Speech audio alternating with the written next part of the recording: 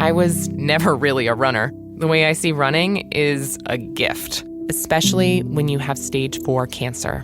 I'm Anne. I'm running the Boston Marathon, presented by Bank of America.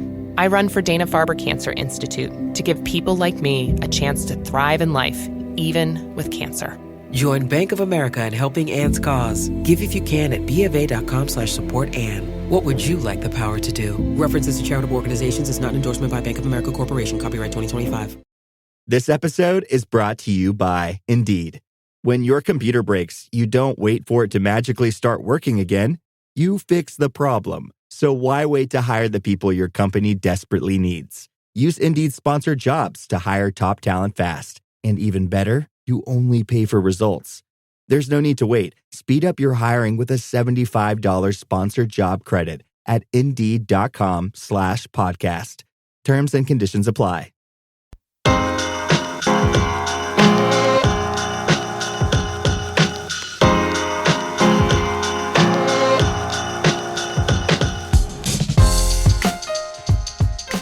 I think you have to be a program prophet. Honestly, you've got to put your vision out there, and you've got to show your coaches and your administration and your kids and your parents, hey, we're nose down and we're working towards this thing, and they're going to happen at some point in time. I don't have the control over that. I give my coaches a ton of autonomy. If you ask me what we call our defense, I'd be like, something green? I don't know. I know the concepts behind it, but if my DC went down tomorrow, I wouldn't be the one stepping in, right? So you give your guys autonomy, but with that autonomy goes expectations that they are adhering to your mission and vision. And if they're not, then they don't necessarily need to be a part of programming.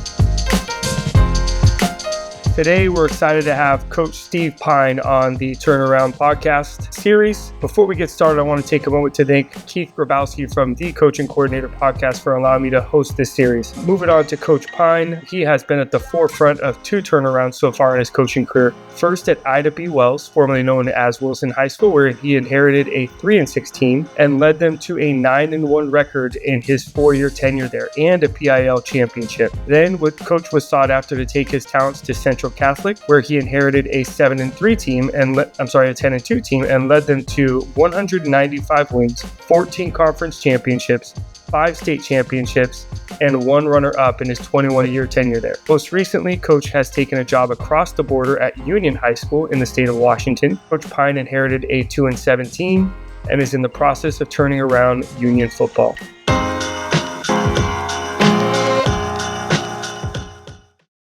Ryan Reynolds here from Mint Mobile. I don't know if you knew this, but anyone can get the same premium wireless for $15 a month plan that I've been enjoying. It's not just for celebrities. So do like I did and have one of your assistants switch you to Mint Mobile today. I'm told it's super easy to do at mintmobile.com/switch. Upfront payment of $45 for 3-month plan, equivalent to $15 per month required. Intro rate first 3 months only, then full price plan options available. Taxes and fees extra. See full terms at mintmobile.com. Coach Pyne, it's such a pleasure to have you on. Thank you for sharing with us today. Appreciate you having me on, and hopefully can give some information that might help somebody. I don't know. We'll see. Absolutely. Well, Coach, start us off with your time at Wilson High School and the program you inherited and the process of your turnaround there. Yeah, Wilson had been a solid program in the PIL for a number of years, but they've been kind of falling on some hard times and took over a program that had been running the wishbone for years. And, they had some pretty good talent when I got there. We ended up going 5-4 that first year. The funny thing is our quarterback was the starting quarterback his sophomore and junior year as well in the wishbone, and he threw more passes in his first game with me than he had the previous 2 years combined. So it was a little bit of a shock to some people around there, I think. But we took a dip back the second year. We were 2-7, just were young and kind of inexperienced, kind of built back. 6-4, made the playoffs our third year, and then 9-1 our final year, won the conference championship. And unfortunately lost in the first round of the playoffs in overtime to a very good team out of Pendleton, Oregon. And Coach, I know you weren't looking to leave Wilson, and we'll get to that in a minute, but With your time at Wilson, did you find yourself ever looking to that next step, or were you fully invested? And do you think that played a part in your success? I had not been looking at all. I think that, the year that I left, we had a good season, but we had 19 starters coming back that next year. And probably, for all intent and purposes, could have been playing for a state championship. That group lost in the second round in overtime to the eventual state champions. And, I think that cohesiveness of have the same staff in there and that kind of thing, you want to speculate that you would have had a better chance than the staff that was there. Not that they're bad coaches or bad guys or anything like that, but continuity matters. Yeah. But I wasn't looking there. I mean, I was like, hey, we're going to be pretty loaded. And, so let's roll up our sleeves and get to work. Yeah. Coach, you mentioned that you had the talent, and obviously it takes more than that to building a winning team and program. What do you think were some of the key ingredients at Wilson High School that led to that turnaround? Well, I think initially it was, a breath of fresh air, right? For some of the athletes, a lot of the athletes at that time, like the multi-sport kid, the basketball kid, the baseball kid, really wasn't playing football because, in my opinion, the style of football they were playing, we really sold it as basketball on the grass, and we got a lot more of our basketball players out as receivers and DBs and that kind of thing, and we made us more athletic for sure. And they were competitive kids. The basketball program at Wilson was very highly competitive, so it was good to get some of those kids who understood what it took in a competitive environment to succeed. And that kind of bled out to the rest of the kids in the program. And our baseball program there was exceptional as well. So getting those kids who've been a part of winning programs, they raised the expectation. Yeah, I think that's critical for coaches taking over programs. Is I think sometimes programs will get pegged as not having talent, when in reality, if there's successful programs other places, it's like, hey, how do I adjust the program and my coaching style to get these kids out to football? Right. And it's not only that, it's also convincing those other coaches that this is a good thing for their kids, right? When I was, jump forward, when I was at Central, our best football players were oftentimes our best basketball players. Maybe not the most skilled basketball players, but the most competitive, the most physical, the kids that would get in your shorts and defend you and block you out and that kind of thing. So I think there's a huge crossover that I think a lot of high school kids and high school coaches miss out on in that regard. Kids get hoop dreams. If you're 1 or 6'2" and you don't have mad handles and can fill it up from beyond the arc and play great defense, you're probably not playing in college because it's just such a limited thing. But there's so many more opportunities to play football, and those type of athletes are coveted. Yep. Well, Coach, let's fast forward to your time at Central, and I really want to pick your brain about the transition. So like you, I inherited a successful program at Troy, rather successful. They were 7-3, I think, at the time I took over, and had always been competitive in the county. Seems like Central was kind of in that same vein. But with that came a new coaching philosophy, a new coaching style, and it was a rough transition for me. I've heard, I think Masaki Matsumoto at Lincoln say as well one time that he felt like it was way harder taking over a successful program, a program that had success, than it was taking over a losing program. And can you walk us through your first few years at Central and what that process was like? Yeah.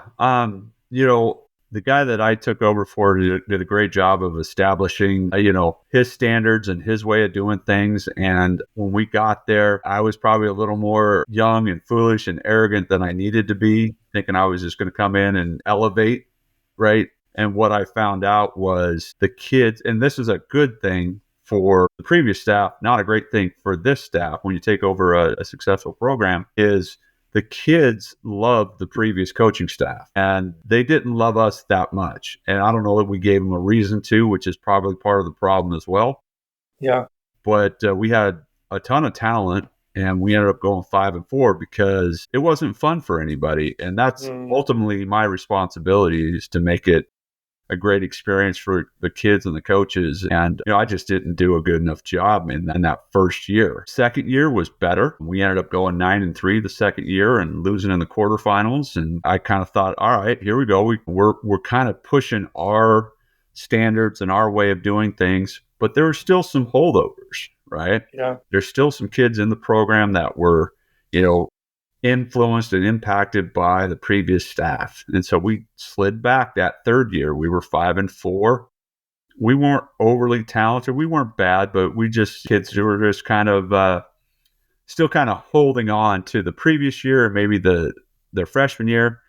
By the time we got to year 4, we'd had our kids that had come in with us for 4 years.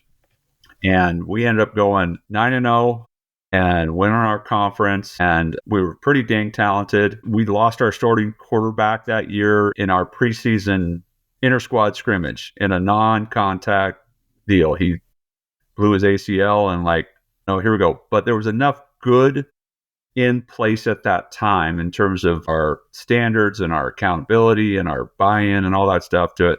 The backup came in and did a good enough job to get us to the playoffs and win a conference. And then at that time in Oregon, if you won your conference, you had a bye week that first week of the playoffs, which I think is the worst thing in the world to have the time off, especially when you're kind of clicking.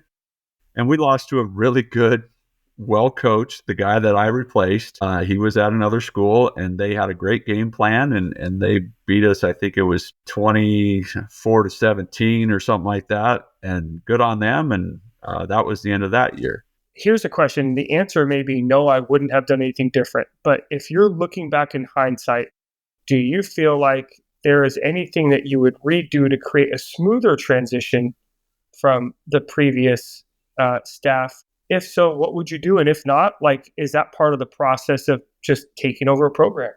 I think the answer is yes and no. I think that there are things that I would have done differently. I would have probably, knowing what I know now, I would have invested more time in developing relationships with the kids, developing relationships with the community and my coaching staff versus just being more of a dictator-ish type of leader. Yeah. My way or the highway or whatever that might be. But that was part of my maturation process as a coach, was to have to go back and realize what you're doing or how you're approaching it isn't working. It's not a talent issue. It's a you issue. It's a focus issue. It's a priority issue. Yeah. And so when you come into a new program, I think you got to be who you are, right? I think you have to sell your vision. I think you have to make kids understand and parents understand that I'm here to help you. I'm not here to chastise you or get on your head or treat you differently than I treat anybody else. I'm going to treat you wonderfully as long as you meet minimum expectations. And I'm going to be transparent and open about what those minimum expectations are. You're going to class. You're getting C's and above. You're showing up to practice. You're showing up to the weight room. Football's not for everybody, right? And so I think that, when you set those standards, kids will rise to it. And those guys that rise to it will give you a chance to be successful on the field, talent or no talent, because they're invested. Yeah, that's awesome, Coach. Yeah. So, sorry, now let's head back. I think you're heading into year 5 at this point in your process at Central. Go ahead.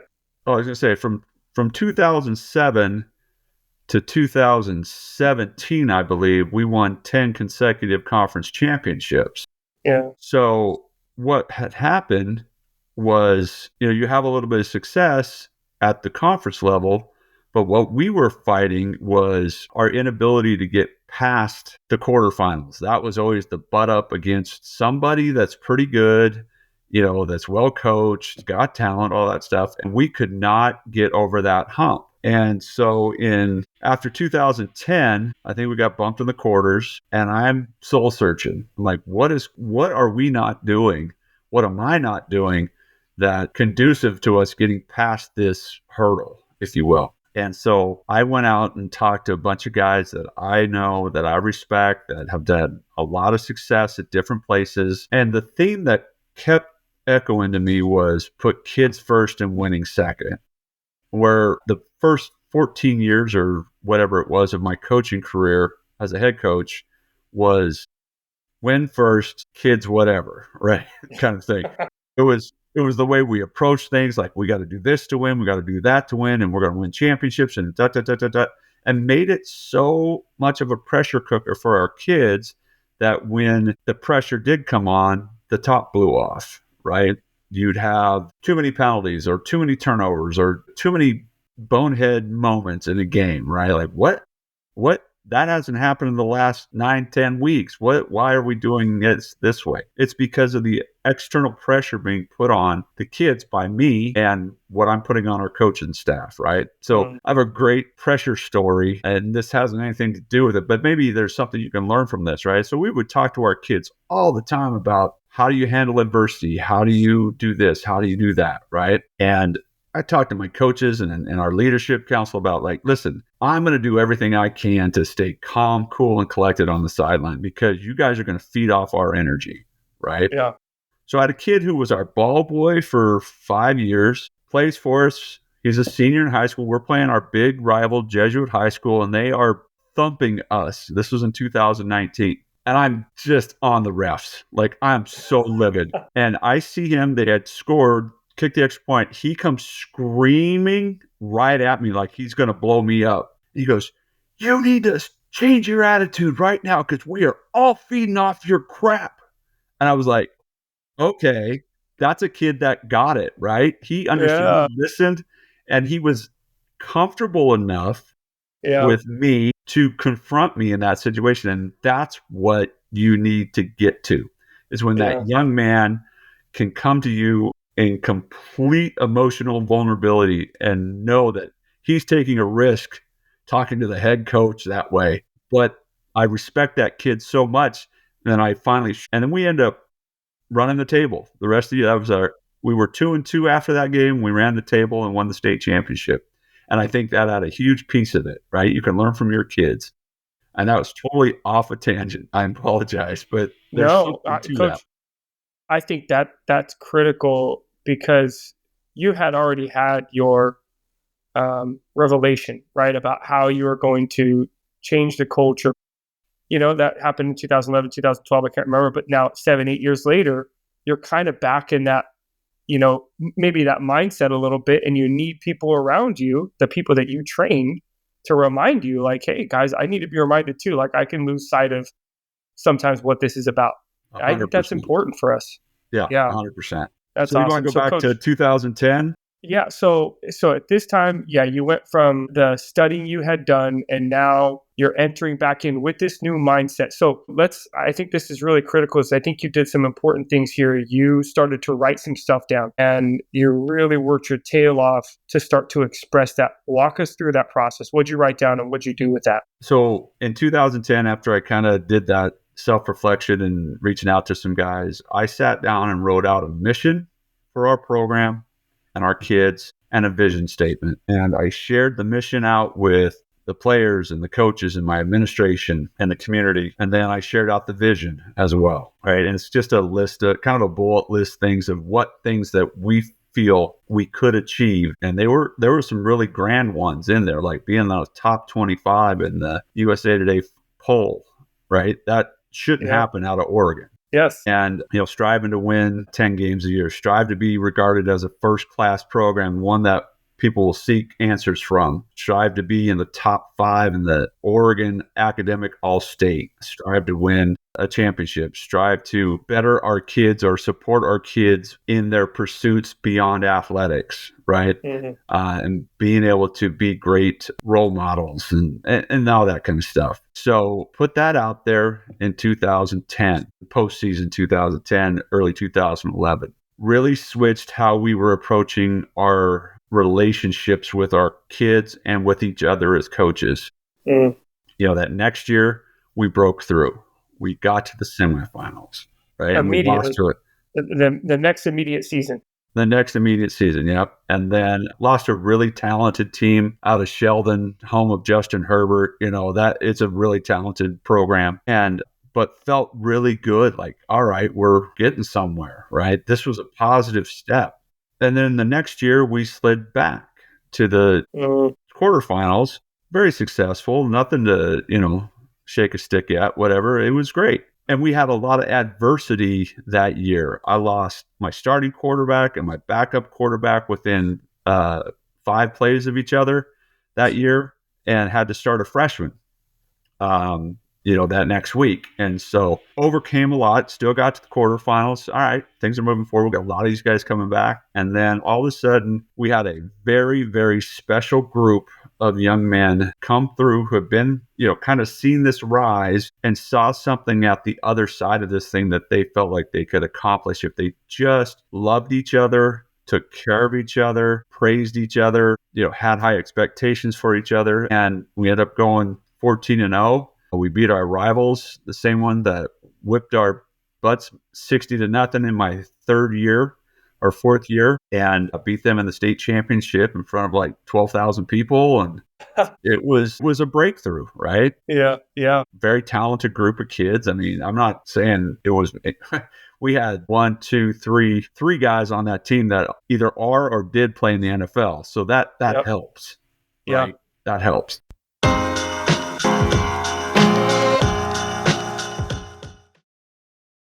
This episode is brought to you by Walmart. New beauty is in bloom at Walmart, and it's all about springtime radiance. From Drybar, Tula Skincare, and hundreds more available online, Walmart has the premium brands you want and this season's on-trend products for flawless, glossy hair and hydrated skin.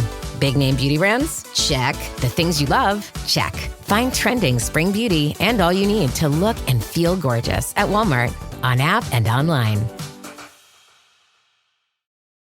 Are your ulcerative colitis symptoms proving difficult to manage? Tremfya guselkumab can help you manage the cycle of UC symptoms. At 1 year, many patients taking Tremfya achieved clinical remission, and some patients also achieved endoscopic remission. Individual results may vary. Tremfya is a prescription medicine used to treat adults with moderately to severely active ulcerative colitis. Serious allergic reactions and increased risk of infections may occur.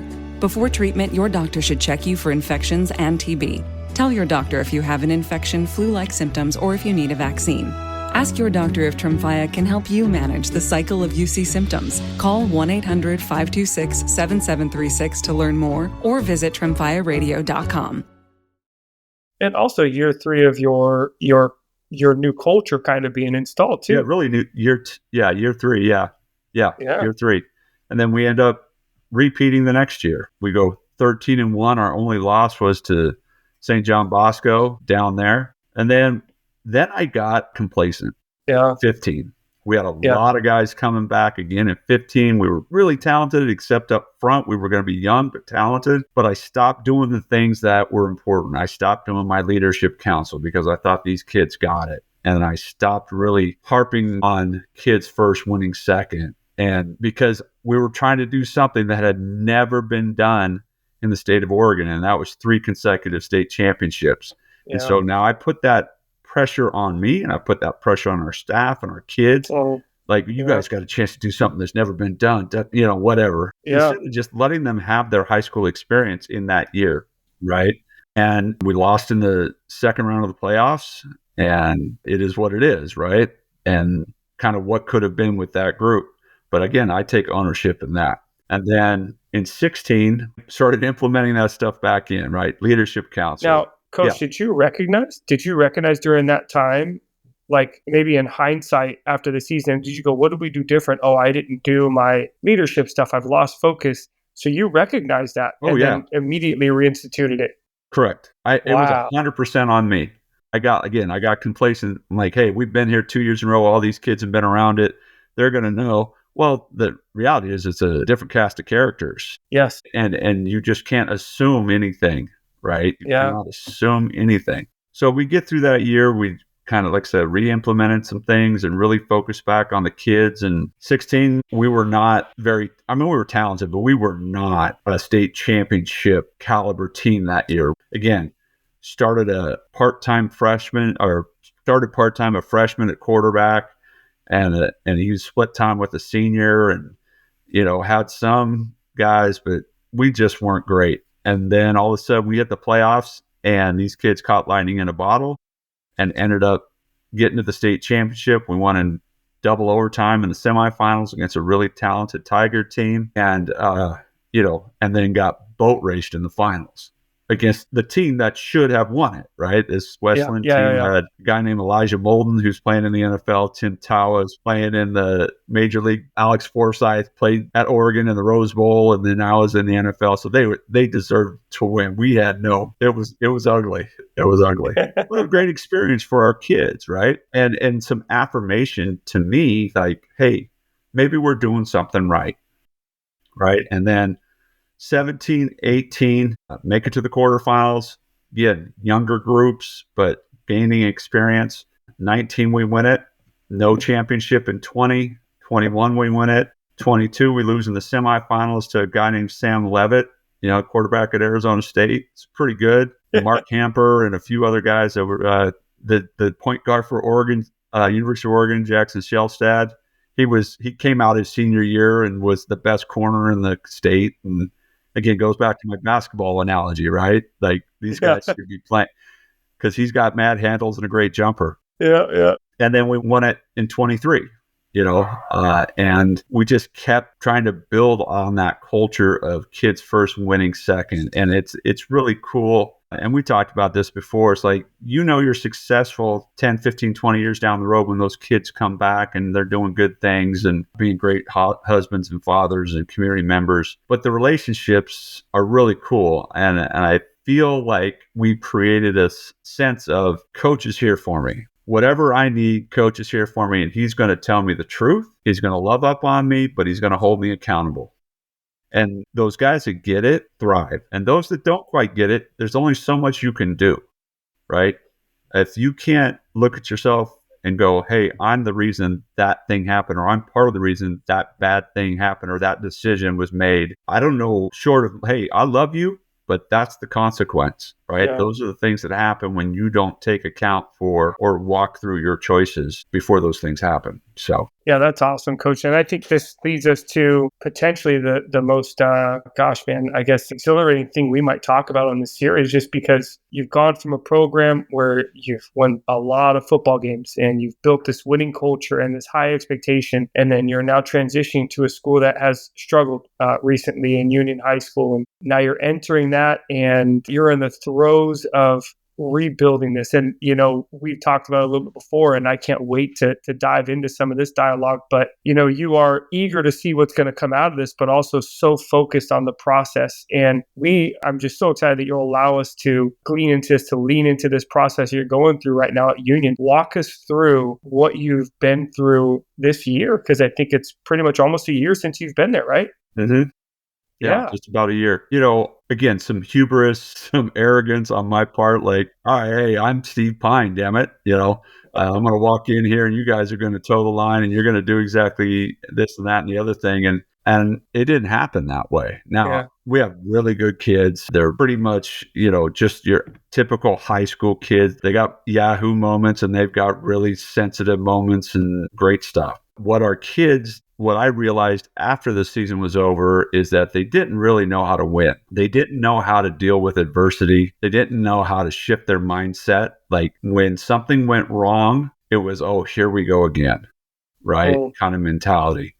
And so what we're trying to do in this off season is really emphasize accountability, investment, not only in your physical development, but your academic development, developing stronger relationships with your teammates and your friends and your family and your siblings. I told those guys, I'm like, if you can be an asset and not an asshole in the things that you do, regardless whether that's in the classroom, in the community, on the field, you're going to have a chance to be successul.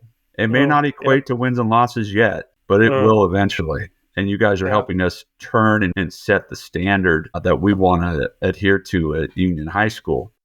And it's been a struggle at times. And we had, I tell you, Mike, I pulled grades week 4 of the semester. Yeah. And I'm coming from a place that standard was set. And it's a different, people are invested at a private school. Parents are invested. I get that. But they're not all Einstein either, right? So I never had a problem with kids being ineligible or anything like that. I think in 21 years, I might have lost 1 or 2 kids to being ineligible because of grades. Yeah. So I pulled week 4 grades, and we have players in our program that had D's or F's. And I was just like, what the absolute heck is going on here? Yep. And so we shifted in the middle of the season. I implemented study hall. And if you had a D or an F, you're in study hall until you no longer have a D or F. And the natural consequence of that is that you were going to miss meetings and you were going to miss film. And so that's potentially going to impact you on the field. Now, if I had to do that all over again, I would have said, hey, if you got a D or F, you come to practice, but you ain't playing. And that's the policy moving forward. Right? Yeah. And so you're going to be accountable in the classroom. And I'm a standards guy, not a rules guy. So I'm not going to say, hey, I got a kid that has a C brain in math and bombs a test, I'm probably not going to hold that kid out if he's got A's in every other, A's and B's and C's in every other class, right? Yeah. It's an individual basis, but at my discretion as the head coach. Yes. So we did that. I would have gone a little different direction in retrospect, but there was some consequences for those kids, right? They missed opportunities to get better by being in meetings or watching film. And some of those guys' playing time suffered. I'm happy to report, now that I just pulled grades a week ago, and we have out of 115 or so kids in our program, we've got 80 plus that have we have 80 plus that are no D's or F's, and they're 2.0 or 3.0 or 4.0 or higher. And then we just got a handful of kids who, have AD or AF or whatever. And now we're working as a staff to, intervene with those kids. Are like, all right, what's going on? Are you advocating for yourself in the classroom? Are you seeking out additional help? Do you need help finding help? Right. Yes. And I think when kids know that you not only will hold them accountable, but you care about helping them progress down that road, all of a sudden the attitude and the mentality changes. And so we're starting to see some of those things in this first, 6 weeks or whatever of the off season. Yeah. I'm a betting man. I'm betting it's going to translate to more production on the field. Yes. Now, whether we have a winning record or not, that remains to be seen, but we're going to compete harder because our kids are going to be more invested. Yeah. And Coach, I think it's important, as we talked about, coming off I think you were a 13-0 state championship in 2023, and now you're taking over this 2-17. What kind of expectations have you put maybe in your vision? In your previous vision, it was to be a championship program. Obviously those tenets. Are those tenets still in place for Union? And how are you tapering expectations in regards to when you'll get there? I don't have any expectations as to when we're going to get there. We're just going to strive to get there, right? It'll happen in its time, right? Yeah. I think you have to be a program prophet, honestly. You've got to put your vision out there, and you've got to show your coaches and your administration and your kids and your parents, hey, we're nose down and we're working towards this thing, and they're going to happen at some point in time. I don't have the control over that. I'm going to win the games, or we're going to win the games we're supposed to win. And we're probably going to lose the ones we're supposed to lose. And every so often, we're going to win when we shouldn't, and we're going to lose when we shouldn't have, But at the end of the day, I don't think you change your standards. I think that's wishy-washy. I think that's a recipe for disaster for your program, because as the head coach, the person that's setting the compass to the true north, it's you waver, everybody wavers, right? Yeah. I can take input. I can listen to my coaches and my administration and all that stuff. But at the end of the day, I better have conviction about what I'm doing and how I'm doing it. Otherwise, I'm just a figurehead. Yeah. I can't operate that way, right? I give my coaches a ton of autonomy. If you ask me what we call our defense, I'd be like, something green? I don't know. I know the concepts behind it.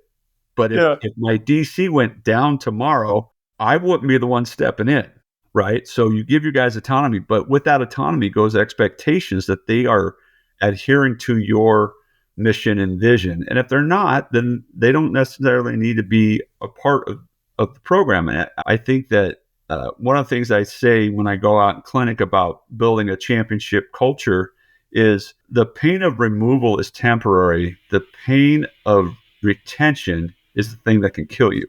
So if you have guys in your coaches in your program who are not buying in, who are not good people, not good mentors, not good, advocates for their kids and stuff, they're going to bring you down. Yeah. They're going to bring the weak link or the whatever cliche you want to put in there. It's cliche because it's true. Yeah. Yeah. So, Coach, you guys were able to win a few games this year, but not have a lot of success on the scoreboard. Did you experience, I always ask this to coaches in the throe of the rebuilding process, did you experience or have you experienced not moments of despair, but moments of maybe despondency or just frustration or anything like that? And how are you planning to overcome that? Well, I think that happened quite a bit for especially myself and the 6 coaches that came with me from Central, right? We've been around these guys that kind of got it, and, just got to roll it over, and a success breeds success kind of thing. And so I would see it from myself and other coaches, it's just the frustration of how kids practice, kids not showing up to practice, kids not communicating, not knowing if they're injured or they're hurt, just stuff like that. And that was frustrating. And so my and some of our other coaches' initial response was just, all right, we're going to push harder. We're going to push harder. Yeah. And practice became a grind. And when you're not winning, it makes it even worse. Kids don't want to come to practice. They don't, they show up because they want to play on Friday night and that kind of thing. And so after we had a bye a week 6, and we sat down as a coaching staff, and my DC was like, hey, we got to stop being so negative with the kids. We got to bring energy as a coaching staff. And even if it looks fake and manufactured, so be it. So we started some things where we'd start practice and we'd all just start clapping and get crazy or whatever. And practices got better. And our play got a little bit better. And then we, ended up playing our rival in week 8, and they ended up being the runner up in the state this year, and probably and they lost on a literal last second field goal. And we played them to a 20-10 halftime. They were way more talented than we were. And so this is the next step for us as a program, is we came out in the third quarter and just basically we stayed in the locker room mentally and came out physically onto the field, and having 4 consecutive turnovers and end up, giving them a 28-point quarter, because our kids had not been in that situation for quite a while. And some of them maybe never, oh my gosh, we're in this game. Yeah. Right. And so it was a surprise, a shock, or whatever. And so they reverted back to the first bad thing that happened in the third quarter. It was we were so close. There's still 22 minutes left in this game. We got a chance. We can move the ball on these. We're stopping these guys. And it just kind of escalated from there in terms of our body language and our mental approach and all that stuff. But you know what? We came back the next week and high energy in practice and got after it. And we ended up winning our last game of the season. So it was awesome. It was a very good way to end a season, right? Not everybody gets to end on a win. Now, it wasn't the win we want to end up on, right? At the win number. But we got to end on a win. And so that was positive momentum going forward. And our kids could start to figure out, all right, you mean my approach in practice matters. My preparation matters. What kind of shape I'm in matters. I'm coachable. That matters. I love my teammates. That matters. That was one of the things we implemented. I think we talked about this before, was at the end of our practice, we do this thing called 3-2-1. And it's 3 handshakes, 2 hugs, and 1 compliment. And our kids, initially, they're like, oh, this is weird. But physical touch, audible affirmations make a huge difference in how you think about yourself. You think about your teammates. When I was at the AFCA convention last week, I listened to a guy talk about a negative thought impacts you 7 times over. So for every negative thought you have, a positive, you have to have it 7 times to negate that negative thought. And I was like, okay, so that's how do we get our kids to talk to themselves positively? Well, it starts with us. We better be positive with them. We can coach them hard. We can love them up and be positive all at the same time. And I think once you have that relationship with your kids, they respond to that stuff. And you as a veteran coach or even as a young coach, you better know how your kid responds. It's one thing. I have had kids, like my quarterback at Central the last couple of years, I could rip him to shreds in front of everybody about his decision making. And he'd look at me and go, yeah, okay. And then I've had other guys that you get right up close to them and whisper in their ear and tell them what crap they are, whatever, because they can't take it in public, right? So you better know what kind of approach you're going to have with your individual players, because not every kid responds the same. And that's on a relationship level. You better know your kid. You better know their background as much as possible. You better know the home life as much as possible. And when they know that you care about what's going on at home and with their girlfriend, and if their dog died that day or whatever, that's one of the hardest things for me, because we don't have everybody on campus. So I've got a bunch of guys that are cutting off their job, which they may or may not like, and they're coming to a place that they love. And they've got really good energy and really good intentions. And Johnny over there is kicking turds all over the field. And they're like, aren't you excited to be at practice? And they don't know the girlfriend broke up with him that day. Or he flunked a test or whatever the case might be. So I really try to have our coaches be intentional about checking in with their guys. Hey, before you start a drill, before you whatever, hey, how was the day? Everything good? Just let me know. And if you don't want to share amongst us, you can pull me aside during the drill and just say, hey, coach, I had a tough day. You don't have to get into it, and I'm here for you afterwards if you want to talk about it. But that gives me an opportunity not to dump on you even more that day. Yeah. But the other side of that is, if you don't tell me anything, you better bring that energy, man. You better go. You better have it, right? We can't leave any, secrets on the table. We got to know what's going on. So it's a long answer to a short question. No, that's awesome. Coach, what I really want to end on is, as you're entering this next season, we've already talked about your expectation isn't tied to win. It's tied to creating some behavior standards or reinforcing some behavior standards. If you can choose two that you're really focusing on this offseason and some strategies that you're trying to achieve to see that, what are those? I mean, we were talking the other night and the hair on the back of my neck stood up just because of the way that you were talking about some of the transformation you're seeing in your boys. What are some of the things you're focusing on? Well, the number one thing is accountability, right? Accountability for your choices, accountability to your brothers, your sisters in the program, accountability to your parents, accountability to the school, right? You represent more than just yourself. That's been a big one. And obviously, you and I have had a number of conversations over the last year about this accountability program. And I can't thank you enough for helping me out with that thing, because it's been a huge difference. We had a leadership council meeting today, and we talked about the positives and the negatives of it. And the vast majority of it was positive. They're like, we love this. He goes, what ticks us off, coach, is that we got kids on our team that aren't showing up, that not doing what they're supposed to do. I said, that's the point. The wheat's going to separate from the chaff, right?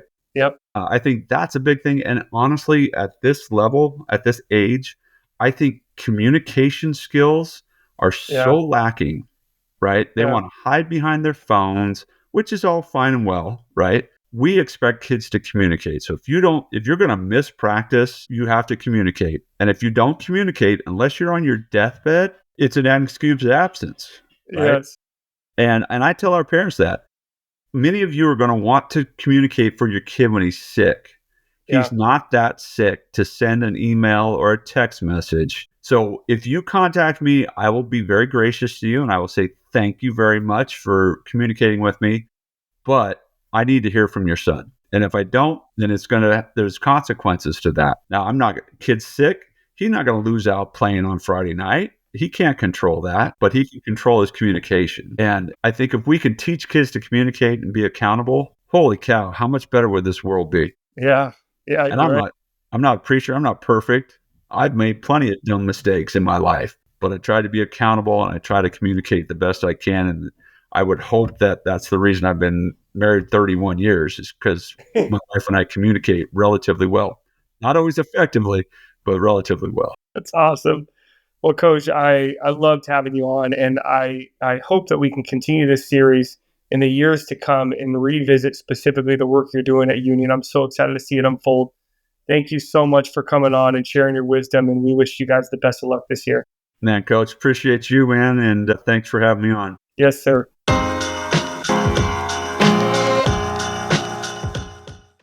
That's a wrap for this episode of the Turnaround Series presented by CoachTube. Big thanks to our guests for sharing their insight on what it takes to rebuild a program and create a winning culture. Remember, if you're working to turn things around, having proven strategies and the right resources is a game changer. That's where CoachTube comes in. It's a technology platform designed to connect you with on-demand courses from top coaches, state associations, and charitable organizations. So keep learning, keep growing, and keep leading your team to success. And if you're a coach with knowledge to share, CoachTube makes it easy to create and distribute your own training content. Teach what you know, help other coaches, and build your brand. Visit CoachTube.com to explore courses or reach out to me, Keith, at CoachTube if you're ready to share your expertise. Thanks for listening. Be sure to subscribe and join us next time for more insights from the best in the game.